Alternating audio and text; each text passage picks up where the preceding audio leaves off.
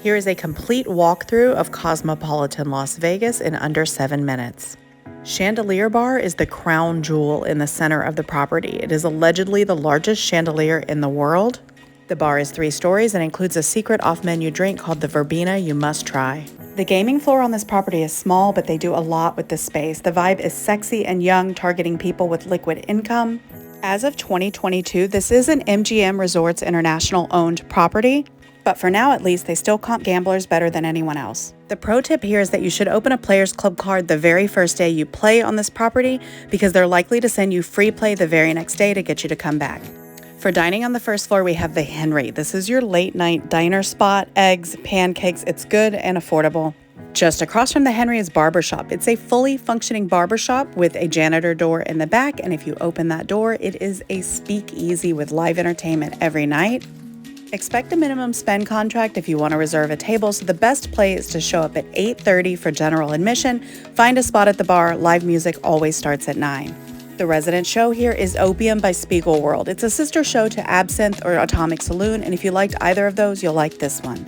The sports bar is the most underwhelming part of this entire property, but they do have some fun community games, and there's a pit nearby so you can play while watching the game. All of the gambling is on the first floor, and it can get pretty lively. You aren't going to find a ton of older or vintage slot machines here. There's nothing super low denomination, but they stay on top of current trends and add games regularly. In the high limit room, you'll find free snacks, a cashier, and an ATM that rarely have a line. Click is a rare Las Vegas bar that often has more women guests than men. They serve small plates and have a fantastic craft cocktail cart. You will not find a Starbucks at the Cosmopolitan, but they have their own proprietary coffee shop with all of the same offerings. There is a beautiful lobby bar next to hotel check-in, but they will run you off if you are just waiting to check in and not ordering drinks, as they probably should. The hotel check-in lobby can get pretty hectic, but they're efficient and move quickly.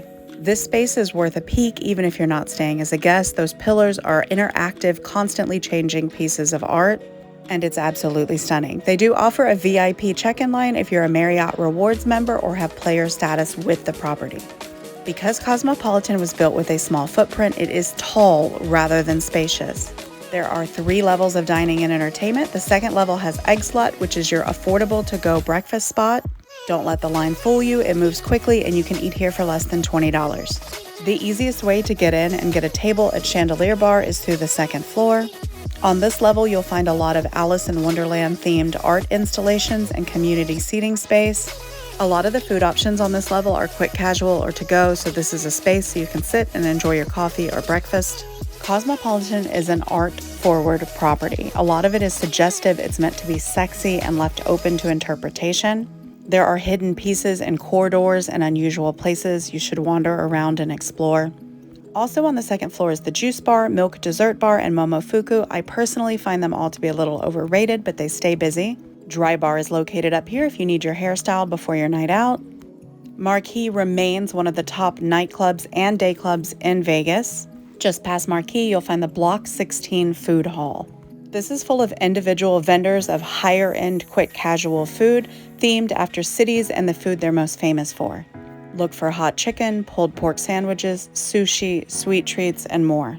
In the back of the dining area, hidden behind a column, you'll find a green door with a donkey on it.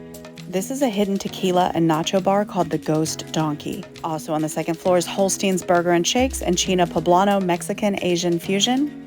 Both offer low-weight, no-reservation spots to get into for a reasonably priced, delicious meal. Super popular but sadly lacking is the Wicked Spoon, also on the second floor. Waits can be up to 2 hours. They'll try to sell you VIP admission, but the food is lackluster, uneventful. They're trying to serve too many people and they're not keeping it clean. People go for the crab legs and the buffet nostalgia, but this one probably should be skipped. If you must go, try to make a reservation to avoid the line. Next to the buffet entrance is a door with a small emblem on it. This is where you access the hidden ski lodge bar. This, in tandem with the restaurant Super Frico and the show Opium, are all owned by Speigelworld and worth a visit. On the third floor is Cosmopolitan's signature steakhouse, STK. This is a steakhouse with nightclub vibes, and it's not for everyone. Pause for an idea of pricing. It is young, chic, and modern. You go here more for vibes than food, although the food isn't bad, it's simply not the best. Next to STK is the Hudson, and it isn't clear what they're doing with this space yet. I wasn't able to find any information. Next to Hudson is Zuma Japanese. It is the fantastic spot that no one is talking about. Blue Ribbon is their on-property sushi option. And between Blue Ribbon and Haleho, there is an unmarked hallway that leads to a secret pizza spot called Secret Pizza. This place has an almost cult following. If the hallway is open, they are serving pizza.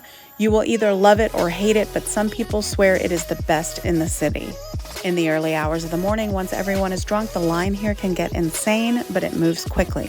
If they don't have the pizza you want on display, just ask. They usually have a secret reserve or can make what you want. My favorite restaurant in Cosmopolitan is Haleho. It's owned by the same group as Bizarre Meat. There is an ultra-exclusive restaurant hidden within here that I'll mention in the comments. Scarpetta for perfect upscale Italian, Red Plate for upscale exclusive Chinese, and Beauty in Essex is a hidden restaurant behind a fully functioning pawn shop. They are known for their jewel box opulence and their elevated twist on classic comfort foods. Plan a couple weeks in advance to get a reservation. Access the Boulevard pool from the 3rd floor. In the summer, it's a fantastic party pool with amazing views, and in the winter, they turn it into an ice skating rink with fire pits for roasting s'mores, holiday movies showing on the sign, and snow showers every 30 minutes. This is one of 2 pools, and the other pool is often year-round, weather permitting. The final restaurant offering on this property is the Overlook. It's moderately priced lunch options meant for people who are enjoying the pool. Because Cosmopolitan built on top of the Jockey Club, guests of the Jockey Club get to access the Cosmo through their own elevator and utilize all the amenities here, but that's something I'll discuss in another video. Thanks for joining me of my walking tour of Cosmopolitan Las Vegas. Let me know in the comments which property you'd like to see next. Have you been? Would you go? Let me know, and follow me for all the Vegas.